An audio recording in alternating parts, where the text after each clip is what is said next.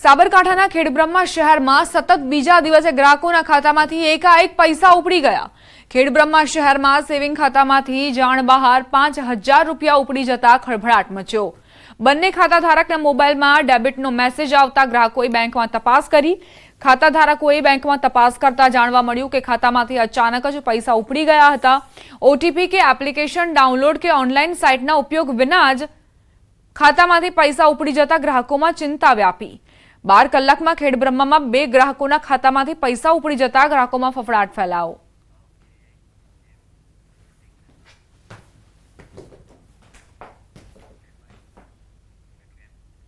હવે આગળ વાત આસ્થાની એકાદશીની।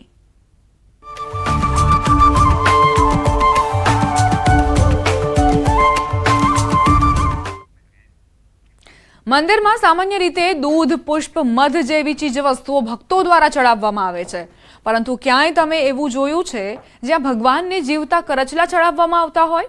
જી હા, સુરતના ઉમરા વિસ્તારમાં આવેલા રામનાથ ઘેલા મંદિરમાં દર વર્ષે પોષી એકાદશીએ ભક્તો માન્યતા પ્રમાણે ભગવાનના શિવલિંગ પર જીવિત કરચલા ચડાવે છે, જેની પાછળનું કારણ કાનનો થતો રોગ છે।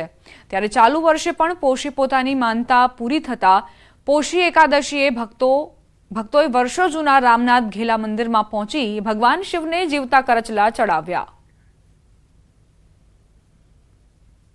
यहाँ पे करचला की मानता चढ़ाने के लिए आए हैं। ये दिन महीने का यही दिन होता है जहाँ पर ये करचला और महादेव को चढ़ते हैं, और इस मंदिर का बहुत बड़ा महिमा है, इसलिए लोग दूर दूर से बाहर मनोकामना पूरी करने के लिए आते हैं। बहुत ज़्यादा महत्वपूर्ण होता है ये दिन। हिसाबे अमे लोग अहीं आव्या हता के भाई चलो महिमा सूरत में है तो हवे पहली बार मैं 40 वर्ष तार पछी पहली बार हूँ अहीं गाड़ी आव्यो छुं।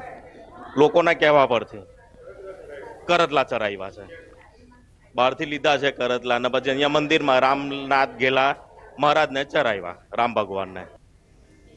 કહેવાય છે કે ભગવાન રામ વનવાસ દરમિયાન અહીં રોકાયા હતા, જે બાદ તેમણે શિવલિંગ ઉત્પન્ન કરી પૂજા અર્ચના શરૂ કરી હતી। બાદમાં ભગવાન રામને પોતાના પિતા દશરથના અવસાનના સમાચાર મળ્યા હતા, જે બાદ ભગવાન રામે આ સ્થળે પિતાની તર્પણ વિધિ કરી હતી। આ તર્પણ વિધિ દરમિયાન બ્રાહ્મણ ન હોવાથી તેમણે સમુદ્રદેવને બ્રાહ્મણ તરીકે પ્રગટ થવા વિનંતી કરી હતી, જ્યાં સમુદ્રદેવ બ્રાહ્મણ રૂપે પ્રગટ થયા અને પૂજા કરી। આ દરમિયાન સમુદ્રના મોજાના કારણે ભગવાન શિવના શિવલિંગ પર અસંખ્ય જીવિત કરચલા આવી પડ્યા, જે અંગે ભગવાન રામને સમુદ્રદેવે કરચલા જેવા જીવનો ઉદ્ધાર કરવા વિનંતી કરી।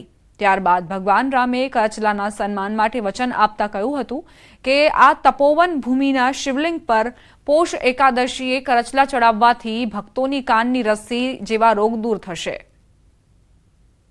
આ એક તાપીના તટ પર આવેલું શ્રી રામનાથ ઘેલા મહાદેવ મંદિર છે।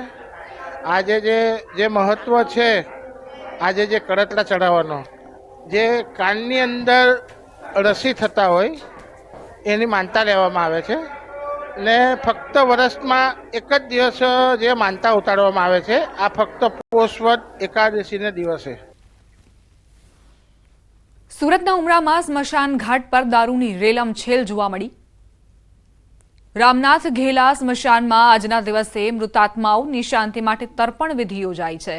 પોષવદ 11ના દિવસે અહીં આખા વર્ષ દરમિયાન મૃત્યુ પામેલા મૃતકોના આત્માની શાંતિ માટે વિધિ કરાઈ છે। આ વિધિમાં મૃતકોને ભાવતી વસ્તુ ચડાવવાની માન્યતા છે। કાંઠા વિસ્તારના લોકોની અંતિમ વિધિ આ સ્મશાન ઘાટ પર કરવામાં આવતી હોય છે, ત્યારે લોકોએ મૃતાત્માની શાંતિ માટે પૂજન અર્ચન સાથે ભાવતું ફરસાણ, સિગરેટ અને દારૂ જેવી વસ્તુઓ અર્પણ કરી હતી। સ્મશાન ઘાટ પર દારૂ જેવી પ્રતિબંધિત વસ્તુઓ ચડાવવાની મનાઈ છે, પરંતુ કહેવાય છે ને, શ્રદ્ધા હોય તો પુરાવાની શું જરૂર।